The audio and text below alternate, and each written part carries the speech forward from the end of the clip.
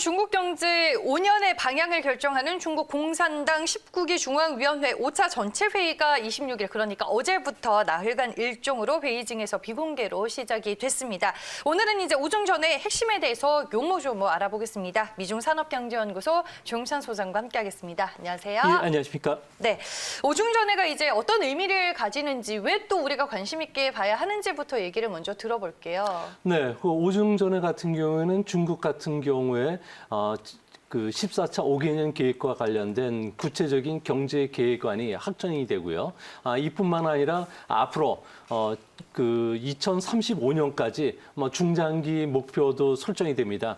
이뿐만 아니라 내년 가을쯤 되면은 시주석의 상기 임기와 관련돼서 이야기가 되는데요. 이 때문에 고위직 인사 이동이라든지 차기 후계자와 관련된 구체적인 윤곽도 드러나게 됩니다. 세 번째로는 좌초 위기에 지금 빠져 있는 1대1로 사업이라든지 미국과의 외교 관계, 또 중국 기업의 해외 진출과 관련돼서 새로운 전략안이 발표가 되고요. 또한 이번에 주목하셔서 보셔야 될 점은 중국이 과연 성장률 목표를 제시할지, 또 미국 경제 하에서도 반도체라든지 5G와 관련된 신흥산업을 어떻게 꾸려나갈지, 그리고 외자 기업의 공급망 재조정 작업에서 중국 경제를 어떻게 새로운 성장 엔진을 발굴할지가 가장 중요한 키포인트가 되지 않을까 보여집니다. 네, 한마디로 이제 경제 개발에 대해서 계획이 논의되는 자리다라고 볼 수 있을 것 같은데, 경제 정책 방향이 그러면 또 어떻게 바뀌게 되는 건가요? 네, 아무래도 가장 중요한 것은 2049년까지 사회주의 현대화 국가를 목표로 한다는 내용이 명시가 될 것으로 보여지고요. 또한 중국은 외자 기업의 엑소더스 현상이라든지 보호주의 정책으로 인해서 더 이상 수출 주도형 성장을 할 수가 없게 됩니다. 이 때문에 외부 경제에 의존하지 않는 자립도를 높인다는 게 이번 경제 정책의 주요 핵심이 된다고 합니다. 또한 미국 경제 디커플링에 대비해서 14억 인구의 잠재력을 10분 활용해서 디지털 산업 고도화의 정책을 발표할 것으로 보여지는데요. 이 때문에 수출과 함께 내수를 함께 발전시키는 쌍순환이라고 하는 이중순환 모델을 제시가 될 것으로 보여집니다.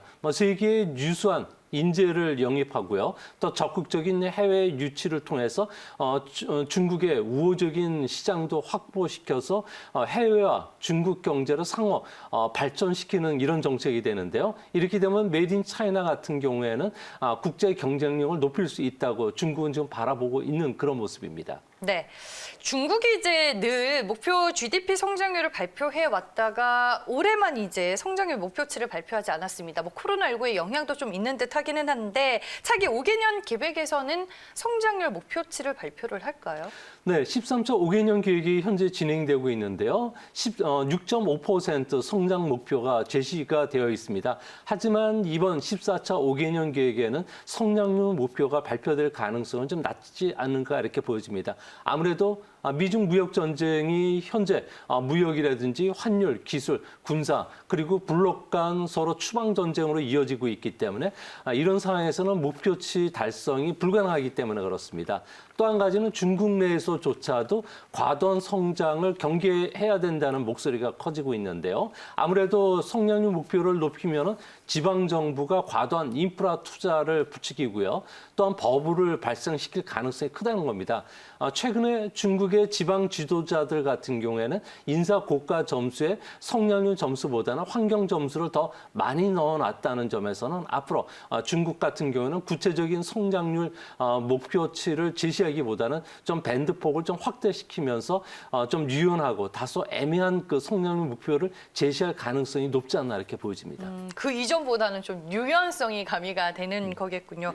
알겠습니다. 그럼 이제 중국의 차기 5개년 계획에 담길 핵심 산업 육성 산업과 발전 방향은 어떻게 우리가 또 추측을 해볼 수 있을까요? 네, 미중 간의 갈등이 앞으로도 장기화될 것으로 중국 정부는 바라보고 있습니다. 이 때문에 미국 의존도를 제로로 낮추는 탈아메리카 정책, 또 내수 중심의 경제 순환을 아주 강조할 것으로 보여지는데요.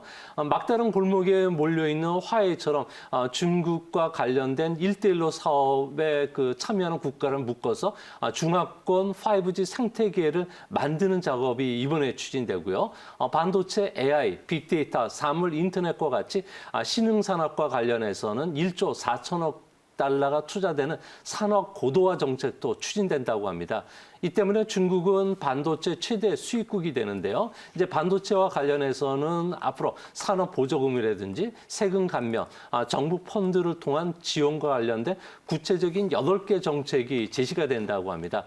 또 한 가지는 중국 서비스라는 정책이 시작이 되는데요. 중국 같은 경우에는 1억 5천만 명의 해외여행을 떠난답니다. 이 해외여행들을 그 국내 여행으로 돌렸을 경우에는 내수 소비가 촉진되기 때문에 이거와 관련된 보조금, 또 감세 정책이 추진된다는 점에서는 중국 관련 그 테마주들이 오히려 타격을 받을 가능성도 있지 않나 이렇게 보여집니다. 네. 경제발전 청사진이 14.5기획과 이제 관련이 된 최대 수혜 산업을 하나만 꼽으라면 어떤 게 좀 있을까요, 소장님? 네, 중국이 지금 탈아메리카 정책을 추진하고 있고요. 내수 중심의 경제 순환을 강조하다 보니까 달러에 의존하지 않는 그 시스템으로 가고 있습니다. 이 때문에 독자적인 은행 결제망을 구축하고 있는데요. 이를 쉬프스라고 하는 그 국경 간 위엔화 결제 시스템이 대표적입니다. 이 때문에 디지털 위엔화 도입이 지금 빨라지고 있는데요. 중국은 현재 4개 도시에서 시범적으로 디지털 위엔화와 관련된 그 부분이 진행되고 있지만 내년부터 빠르면 올해 하반기부터는 28개 도시에서 시행이 된다고 합니다. 이렇게 되면 2022년 동계 올림픽을 전후해서는 전면 시행에 들어갈 가능성이 큰데요. 이렇게 되면 우리나라 같은 경우에도 전자화폐 관련주들이 다시 부각이 될 가능성이 큽니다.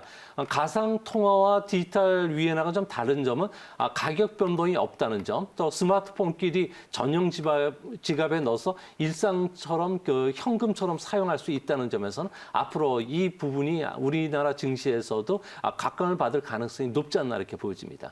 네, 뭐 디지털 위안화에 대해서 또 얘기를 해주셨는데 중국이 우리나라에 대해서도 위안화 결제 시스템과 뭐 디지털 위안화에 참여하라고 요구를 한 걸로 알고 있는데 이 부분에 대해서는 어떻게 봐야 되나요? 참여를 해야 되는 거예요? 네, 결론적으로 이야기해서 현재 중국이 중심이 된 디지털 위엔화 블록에 참여하기보다는 미국을 중심으로 한 서방 국가의 디지털 위엔화 블록에 참여하는 게 더 좋다고 보여집니다.